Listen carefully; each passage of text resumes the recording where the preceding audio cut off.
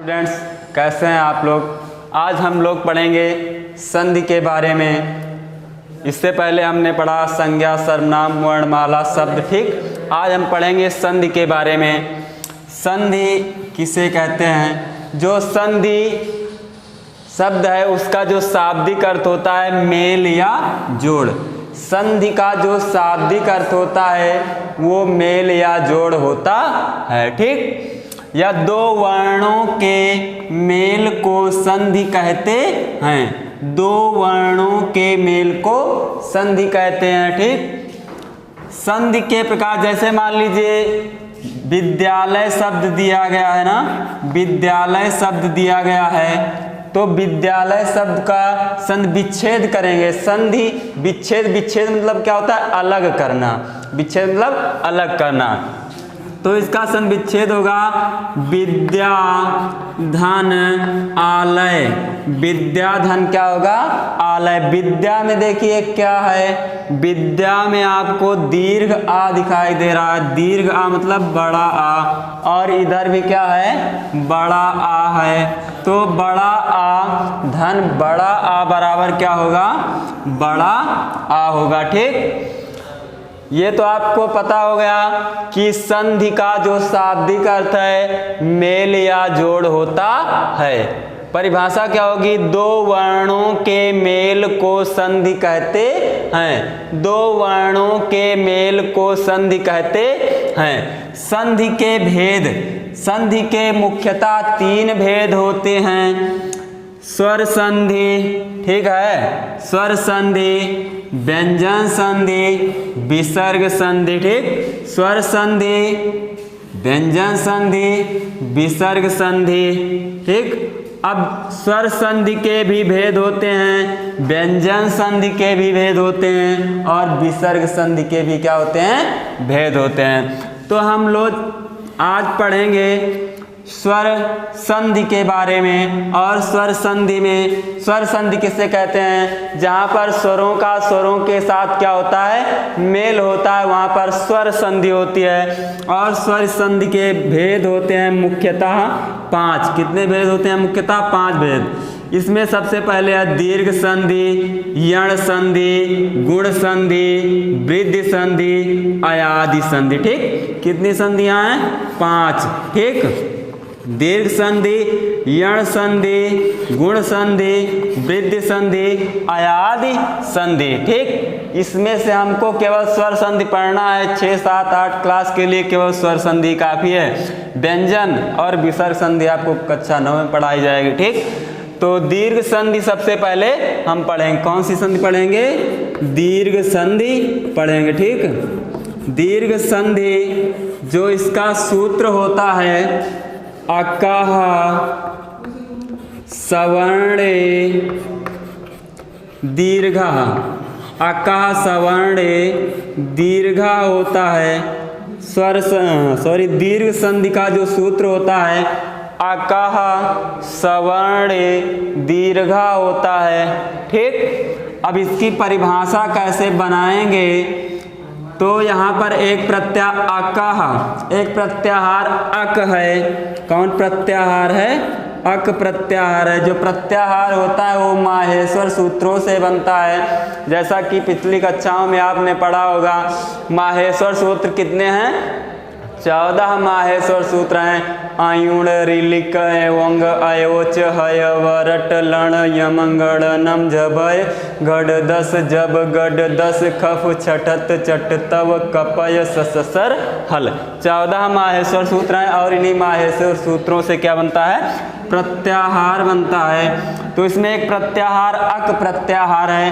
अक प्रत्याहार के अंतर्गत आ, ई, उ, री, ठीक, और ली, इतने वर्ण आते हैं। ठीक, आ, ई, उ, री, ली।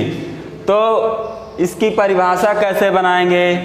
यदि अक प्रत्याहार आ, ई, उ, री, ली के बाद पुनः सवर्णे, सवर्णे माने क्या होता है? समान।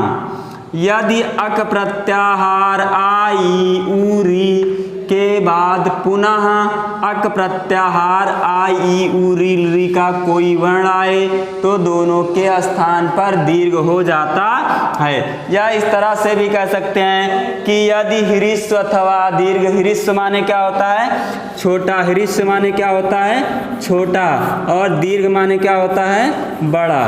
दीर्घ माने क्या होता है? बड़ा, और ह्रीस्व माने छोटा। ठीक, ह्रीस्व माने छोटा, दीर्घ माने बड़ा। तो यदि ह्रीस्व अथवा दीर्घ, ह्रीस्व माने चाहे छोटा हो या फिर दीर्घ बड़ा हो, यदि ह्रीस्व अथवा दीर्घ आ ई उ री के बाद पुनः ह्रीस्व अथवा दीर्घ आ ई उ री क्रमशः आए तो उनके स्थान पर दीर्घ हो जाता है। ठीक, जैसे मान लीजिए छोटा आ धन छोटा आ बराबर क्या होगा? बड़ा आ। ठीक, या फिर छोटा आ धन बड़ा आ बराबर क्या होगा? बड़ा आ। फिर उसके बाद बड़ा आ धन छोटा आ बराबर क्या होगा? बड़ा आ। फिर बड़ा आ धन बड़ा आ बराबर बड़ा आ। ठीक, अब जैसे सबका पहले आ से उदाहरण देखेंगे, फिर ई से उदाहरण देखेंगे, फिर ऊ से, फिर री से उदाहरण ज़्यादा बनता ही नहीं है लगभग। ठीक है, आ ई उ री से देखेंगे। ठीक, तो सबसे पहले हम देखेंगे आ से उदाहरण। क्या देखेंगे? आ से उदाहरण देखेंगे। आ से जैसे दिया गया है धनार्थी, क्या दिया गया है? धनार्थी शब्द दिया गया है, तो इसका संधि विच्छेद क्या होगा? धन। ठीक, धन अर्थी, धन धन अर्थी। ठीक, तब इसमें देखिए धन में कौन सा शब्द है? ह्रीस्व है। कोई भी व्यंजन वर्ण होगा तो उसमें से आज अवश्य निकलेगा। तो यहाँ पर क्या है? ह्रीस्व मतलब छोटा आ है, यहाँ पर छोटा आ है और छोटा आ है। फिर बाद में तो क्या होगा? छोटा आ धन, पहले से बताया गया छोटा आ धन छोटा क्या होगा? बड़ा, अर्थात दीर्घ होगा। तो यहाँ पर क्या होगा? बड़ा। जैसे हमने धन शब्द लिख लिया। ठीक, अब बड़ा आ की मात्रा होती है, छोटा आ की कोई मात्रा होती है, बड़ा आ की मात्रा जो ये है। ठीक, फिर यहाँ पर इसके और इसके स्थान पर तो हुआ है तो अर्थी थी शब्द लिख देंगे, तो क्या बनाएगा? धनार्थी शब्द बन जाएगा हमारा। ठीक, समझ में आ गया होगा। फिर जैसे मान लीजिए हिमालय शब्द दे दिया गया। क्या दे दिया गया? हिम धन आलय, सॉरी हिमालय शब्द दे दिया गया। ठीक, अगर इसका संधि विच्छेद करेंगे तो क्या होगा? हिम धन आलय, क्या होगा? हिम धन आलय होगा। ठीक, हिम धन आलय। और यहाँ पर देखिए हिम में क्या है? ह्रीस्व आ है, और यहाँ पर क्या है? दीर्घ आ है, तो क्या होगा? दीर्घ आ। ठीक, हिम लिख लेंगे शब्द, और आ की क्या लगाएंगे? मात्रा, और लय क्या हो कर लेंगे? उतार लेंगे, तो हिमालय शब्द बन जाएगा। परिभाषा तो सब लोग समझ ही गए होंगे। क्या होगी दीर्घ संधि की परिभाषा? यदि ह्रीस्व अथवा दीर्घ आ ई उ री के बाद पुनः क्रम से ह्रीस्व अथवा दीर्घ आ ई उ री आए तो उसके स्थान पर दीर्घ हो जाता है। ह्रीस्व माने छोटा, दीर्घ माने बड़ा, ये आपको हमने बता दिया। ठीक, जैसे सत्याधार है। ठीक, सत्याधार शब्द दिया गया है, तो इसका संधि विच्छेद क्या होगा? सत्याधार का सत्य, ठीक, धन आधार, क्या होगा? सत्य धन आधार होगा। तो इसमें देखिए क्या है? छोटा आ है और क्या है? बड़ा आ है, तो बराबर किसके होगा?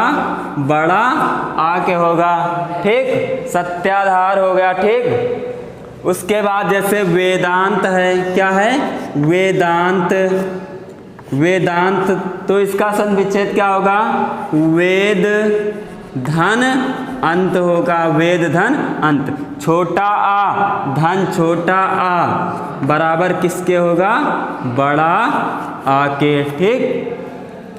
जैसे फिर अगला दिया गया है महात्मा, क्या दिया गया है, महात्मा शब्द दिया गया है, तो इसका संधि विच्छेद क्या होगा, महात्मा शब्द का संधि विच्छेद क्या होगा, महाधन आत्मा, क्या होगा, महाधन आत्मा। अब यहाँ पर देखिए दोनों तरफ दीर्घ आ है, बड़ा आ धन बड़ा आ बराबर क्या होगा, बड़ा आ, ठीक। महा शब्द लिखा, ठीक, और बड़ा आ, बड़ा की मात्रा देखिए इस तरह लगती है ना, तो माँ लिख दिया तो क्या हो गया, महात्मा शब्द बन गया, ठीक। ये तो आपका आ से उदाहरण हो गया, किससे, आ से उदाहरण हो गया। अब इसके बाद हम देखेंगे ई से उदाहरण, कौन कौन से ई से बनते हैं, ठीक। अभी बहुत सारे उदाहरण आ से भी हैं, ई से भी हैं। उसके बाद ई से जैसे हमने लिखा, आ से उदाहरण हो गया, उसके बाद ई से जैसे हमने लिख लिया कबीसा, क्या है, कबीसा है, तो इसका संधि विच्छेद क्या होगा, कवि धन ईसा, क्या होगा, कवि धन ईस, या कबीसा लिखेंगे कवि धन ईसा होगा।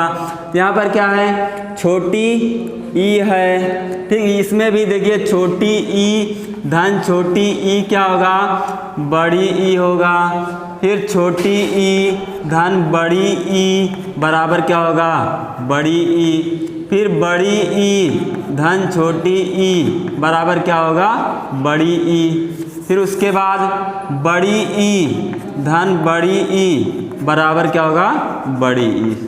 समझ में आ रहा है, चाहे दीर्घ ह्रस्व ह्रस्व रहे फिर भी दीर्घ होगा, या दीर्घ दीर्घ रहे फिर भी दीर्घ होगा, ह्रस्व दीर्घ ह्रस्व रहे फिर भी क्या होगा, दीर्घ ही होगा, ठीक।